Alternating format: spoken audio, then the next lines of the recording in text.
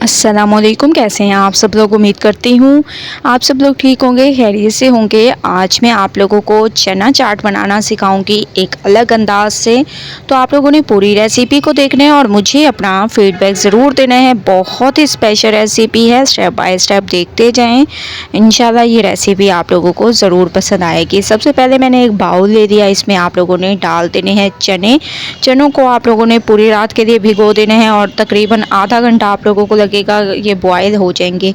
इसके बाद इसमें मैंने प्याज डाल दिए, टमाटर, हरी मिर्चें, खीरा, बंद गोभी, ये तमाम चीज़ें आप लोगों ने इसमें ऐड कर देनी है। ठीक है, ये तमाम चीज़ें ऐड करने के बाद बॉयल किए हुए आलू ऐड कर दें। ठीक है, एक बड़े साइज़ का आप लोगों ने आलू ले लेने हैं और इसको बॉयल करके इसकी कटिंग आप लोगों ने एक जैसी करनी है ताकि खूबसूरती आए। इसके बाद इसमें आप लोगों ने डाल देना है चिली सॉस।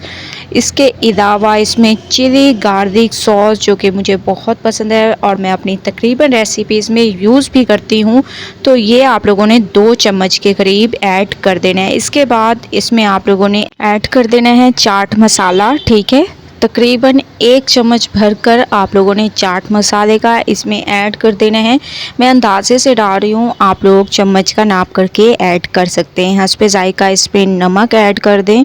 ठीक है, नमक आप लोग अपने हिसाब से कम या ज़्यादा कर सकते हैं। हाफ चम्मच तक मैंने नमक ऐड कर दिया। इसके अलावा इसमें आप लोगों ने इसकी खूबसूरती में इजाफे के लिए कुटी हुई लाल मिर्चें ऐड कर देंगे, जिससे इसकी खूबसूरती में भी इजाफा होगा और अमेजिंग टेस्ट भी आएगा।